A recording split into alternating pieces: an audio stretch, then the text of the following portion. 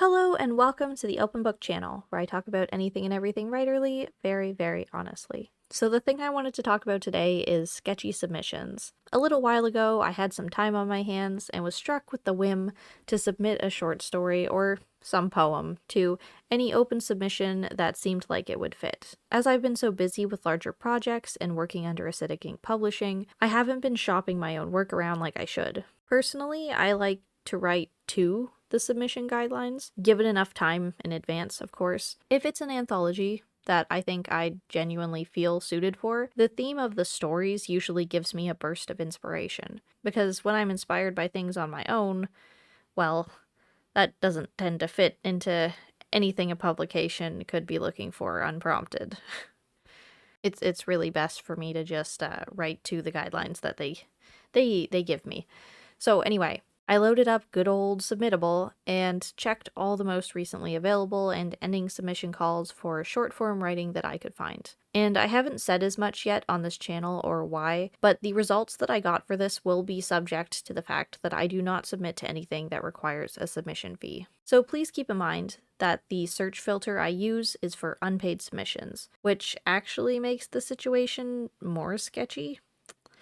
Anyway, I'm scrolling through Submittable and am a little surprised by the amount of options available. There's a wide range of not only themes, but types of story structure on call too. I click on a couple of them to see exactly what they're looking for, and then things start to get a little weird.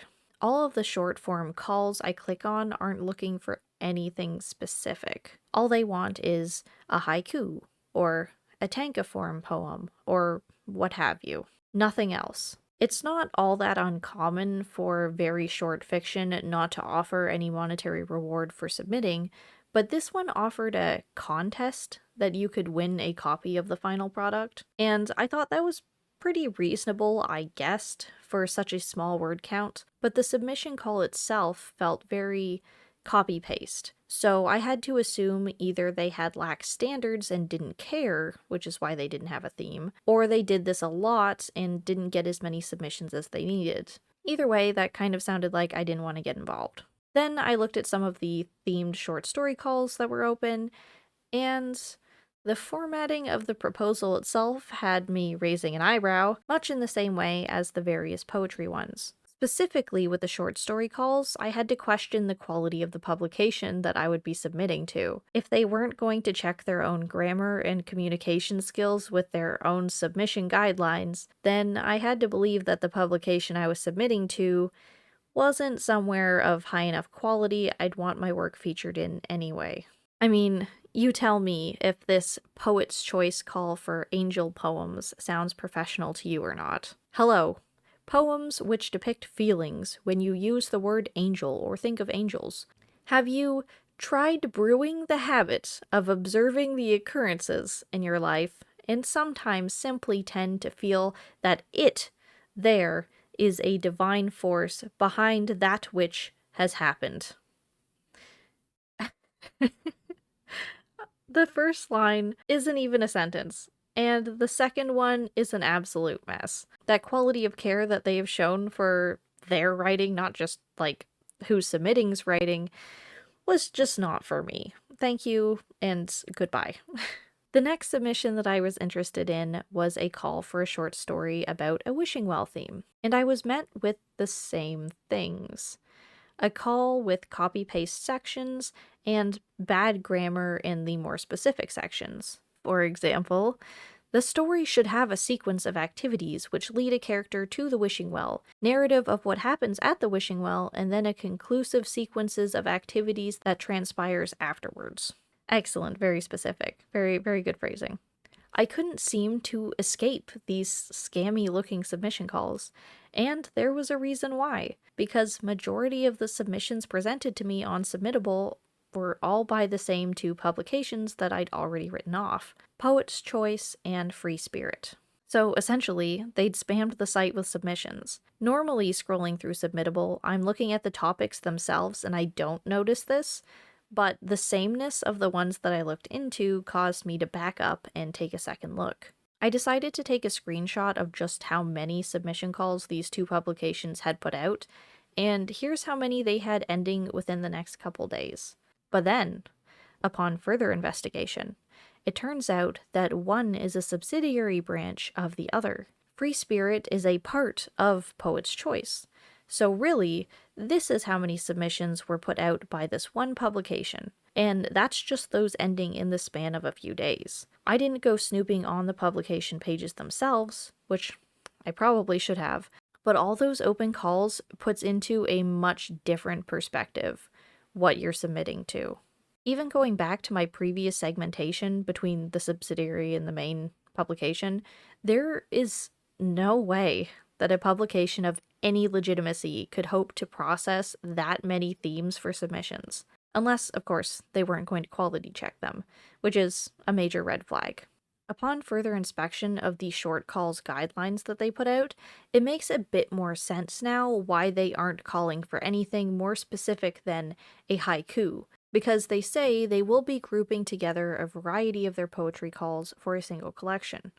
Which, sure, but that makes me a little more weary, based on the sheer amount of open, completely generalized cut and paste calls that they have made, whether the contest rules even really exist as they're presented. The basis for reward is 5 submissions received, therefore 5 submissions taken, hinting at the lack of care or filtering they'll actually be doing.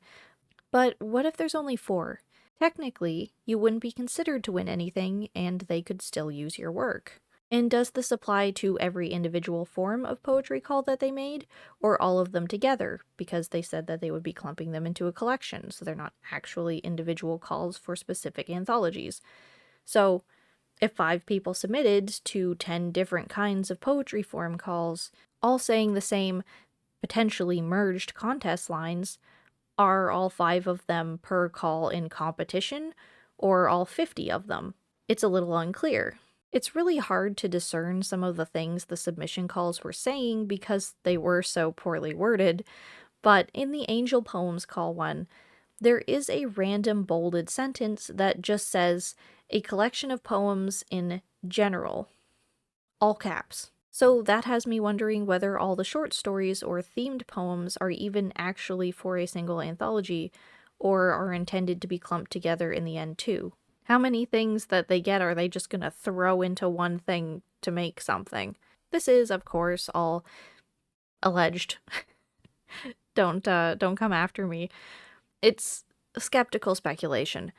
But I wanted to point this experience I had out because it's not just important that you check out the quality of publications that you're submitting to a bit, for the sake of your own work and what it's being featured alongside, but because in my case, if you're writing to a submission call, you might be wasting your effort for something that doesn't even actually exist.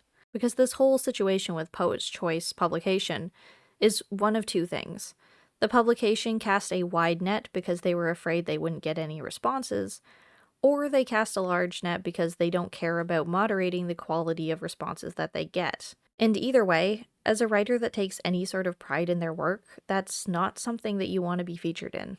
Don't even get me started on the mention in cover add-on option that they put at the bottom of all their submissions, further proving that they're nothing but a vanity press. So in the end, when you're looking to submit your work to publications, look at the quality of the writing in the submission guidelines itself. Go to the publication and check their passion. Is this some generalized call, or do you feel like they care about the niche? And most importantly, check how many things they're juggling. My assumption on this situation was that the publication didn't care enough about what it was publishing to quality check the submissions that it gets. But the flip side could be that they put out too many calls and can't manage them properly, if they are properly quality checking them too. Because as much as I am speculating, who could handle that many varied calls for submissions if they actually ever got a decent number of responses? The last thing that you want is to get backlogged for a publication that won't get back to you for like over a year, which happens a lot more often than it should. Just look out for yourself, my beautiful short-form writers. There's lots of publications out there that think that they can take advantage of the easily digestible and producible writing style, so on the assumption that they aren't inherently going to be fair to you, Make sure that you pick places that give your writing a chance to be fair to itself. As always, thank you so much for watching. If you'd like to support me in this channel, you can find a link to my Ko-fi in the description below. A special thank you to all of the open book supporters. You're the best, and I'll see you in the next video. Bye!